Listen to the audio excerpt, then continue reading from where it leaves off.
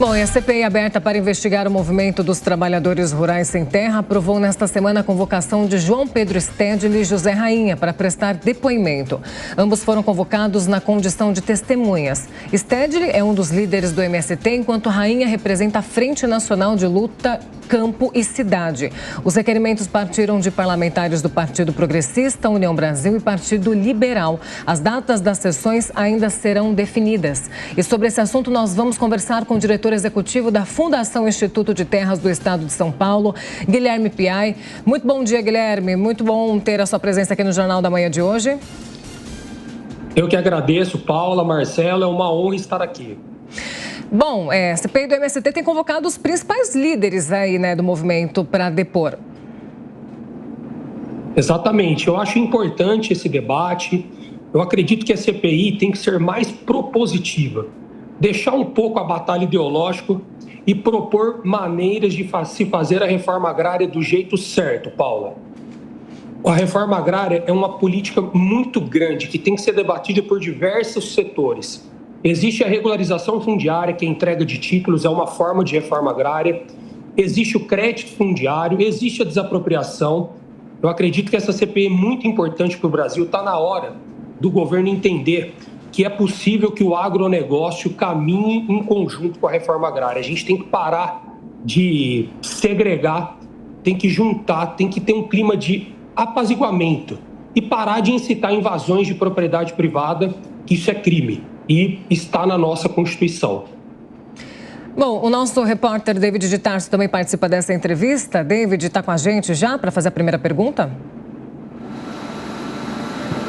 Estou sim, Paula. Bom, muito bom dia, Piai.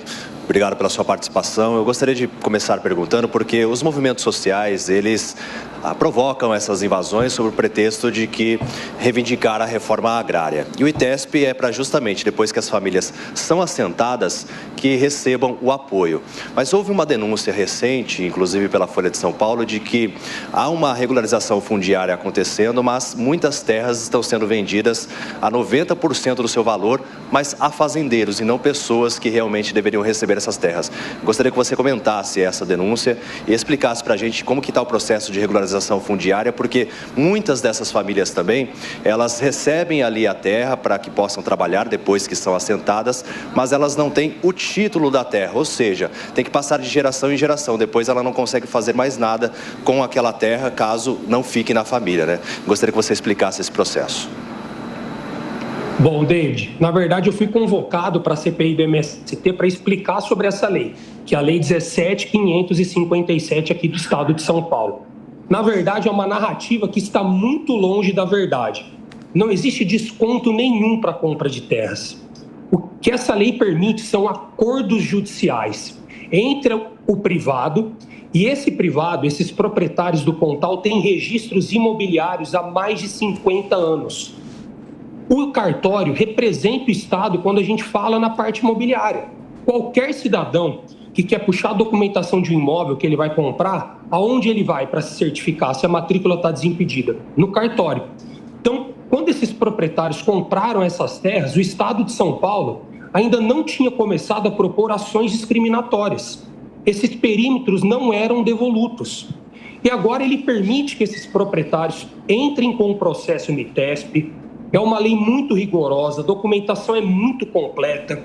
A propriedade tem que cumprir a função social, a produtividade, a parte ambiental. E aí, depois disso, o ITESP manda essa documentação para a Procuradoria-Geral do Estado, que é o próprio órgão que propunha essas ações discriminatórias. E a Procuradoria entendeu que é muito melhor fazer o acordo, David. Porque além do Estado arrecadar bilhões, porque ele começa pagando 10% até 40%.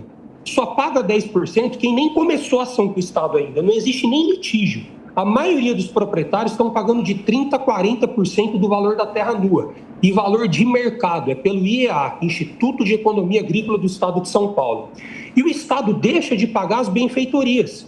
Já tem uma análise, David, que as benfeitorias chegam a 50% do valor da terra nua, até 60%. Então, quando você soma que o Estado deixa de pagar de benfeitorias e o que ele arrecada para políticas sociais, tá, pessoal? Esse dinheiro vai para a saúde, vai para a educação. dá 100% da fazenda. Se você soma 50%, 60% de benfeitorias, mais 30%, 40% que os proprietários estão pagando para regularizar o que já é deles, que eles estão nessa terra há 50 anos, 60 anos, pagando impostos, você tem 100% do valor da fazenda. Piai, bom dia. Eu queria que você falasse justamente aqui no estado de São Paulo, nós não estamos acompanhando justamente invasões. Houve uma ação efetiva aqui do estado e você também começou dizendo o seguinte, que é algo técnico que precisa ser feito de uma maneira técnica, de fato, aí, mas a gente está acostumado a essa questão política que envolve todo esse tema. Piai, bom dia. Bom dia. As invasões estão muito controladas no estado de São Paulo. A gente teve aquele Carnaval Vermelho, que na verdade é um ato mais de cumprir as regras dos movimentos sociais, mas as invasões tiveram um número de pessoas muito reduzido. As reintegrações de posse saíram de forma muito rápida, não teve depredação nenhuma de patrimônio, nem de plantações. Então, queria parabenizar aqui a ação da Polícia Militar do Estado de São Paulo, do Tribunal de Justiça do Estado de São Paulo. E o governador Tarcísio já deixou muito claro, não só ele, como vários governadores do Brasil, mas o Tarcísio falou isso numa feira que ele foi em Minas, falou também no AgriShow, que não será permitido invasões de propriedades no estado de São Paulo. E, de verdade, essa lei ela é muito rigorosa. Muitos proprietários, talvez, não conseguirão regularizar as suas propriedades, porque é uma documentação muito completa e depois passa pelo crivo da Procuradoria-Geral do Estado. E essa lei permite também que pequenos proprietários regularizem suas propriedades que estiverem em perímetros devolutos. Não é só para grandes proprietários. Essa lei também engloba imóveis urbanos. Só que cria-se uma narrativa e somente grandes proprietários podem fazer parte dessa lei e que está dando desconto. Na verdade, não. Ele está pagando e pagando um valor justo para regularizar a matrícula da sua propriedade, para que o Estado não questione mais se essa matrícula é válida ou não. Nelson Kobayashi também participa da entrevista. Kobayashi, sua pergunta? Guilherme, muito bom dia, é um prazer falar com o senhor. Guilherme, eu gostaria de saber da sua avaliação sobre as convocações, tanto do Zé Rainha quanto do Stedley para a CPI. Você que é da região do Pontal, eu também sou da região de Prudente, sei que aí todos os cidadãos sabem como age, em especial o grupo liderado pelo Zé Rainha. O que você espera da participação dele na CPI? O que pode ser perguntado? Qual vai ser o clima entre ele e os parlamentares na CPI, porque no estado de São Paulo a gente tem denúncias até de outros crimes, além das invasões, como de extorsão, que são praticadas no Pontal do Paranapanema, e até por isso que ele foi preso agora recentemente no início do ano. Nelson, só antes de falar o que eu acho sobre isso, uma coisa muito importante sobre o Pontal é que nós vamos regularizar uma questão fundiária que há mais de 100 anos condena essa região à pobreza. Muitas agroindústrias foram embora daqui, milhares de cabeças de gado foram retiradas pelos conflitos agrários. Isso condenou essa região ao subdesenvolvimento. E agora nós estamos entregando títulos para todos os assentados do Pontal do Paranapanema. Eles vão pagar só 5% do valor da terra nua, muito mais barato que os grandes proprietários, está dando R$600 o hectare aqui. Eles vão pagar isso em 10 anos. Só aqui no Pontal, o Estado vai transferir 120 mil hectares escriturados e registrados em cartório de forma gratuita, porque no cartório o assentado não vai pagar nada e ele vai ter o título da sua propriedade. Então, o que eu vejo sobre esses movimentos sociais, principalmente o do Zé Rainha, que está aqui no Pontal do Paranapanema, é que não existe mais espaço para isso. Nós estamos regularizando o pequeno produtor, o médio e o grande, trazendo segurança jurídica e paz no campo. E eu acho, sim, que é muito válida a participação dele na CPI. Nós temos que escutar a todos. Esse debate é importantíssimo. E perguntas importantes poderão ser feitas para ele, como, por exemplo, como ele trabalha, como é financiado o movimento dele, qual é o embasamento jurídico que ele tem para cometer essas invasões. Ele foi preso no estado de São Paulo e a mídia tentou juntar isso com as invasões do Carnaval Vermelho, mas não tem nada a ver. Foi um inquérito policial instaurado em 2021 com provas contundentes de ações ilegais que ele realizou, ele e pessoas do seu movimento, e a Polícia Civil mostrou isso para a Justiça do Estado de São Paulo e foi efetivada a prisão dele. Guilherme, sobre a convocação de Gonçalves Dias também na CPI do MST, deve ser um nome importante para depor? Com certeza. Como eu disse, Paula, não só o Gonçalves, o Stedley, o meu nome, quando a gente fala em reforma agrária, está na hora do Brasil entender que existe a reforma agrária do jeito certo.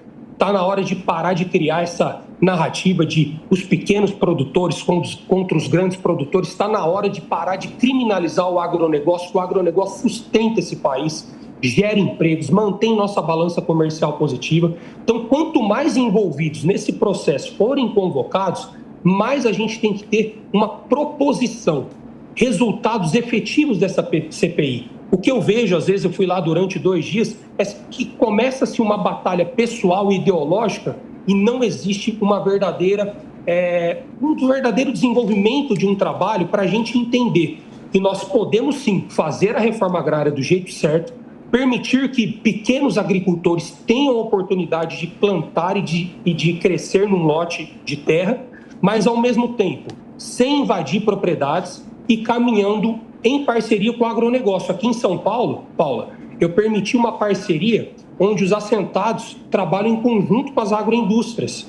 A agroindústria planta até 70% do lote dele e ela é obrigada a oferecer suporte para ele produzir nos outros 30%. Então, tem muitos assentados que às vezes já estão aposentados, o filho foi embora do lote, a terra está improdutiva e parada, ele vai ver uma receita super boa em parceria com essa agroindústria, ele vai ter dignidade para viver e a agroindústria vai ajudar ele a trabalhar nos outros 30%, oferecendo veterinário, suporte técnico, agrônomo. É melhor ele ser profissional em 30% do que amador em 100% do lote dele. Os assentados estão felizes da vida com essa parceria. É o agronegócio caminhando ao lado da reforma agrária. Bom, sobre os próximos passos da CPI do MST, nós conversamos com o diretor executivo da Fundação Instituto de Terras do Estado de São Paulo, Guilherme Piai. Guilherme, muito obrigada pela participação aqui no Jornal da Manhã de hoje.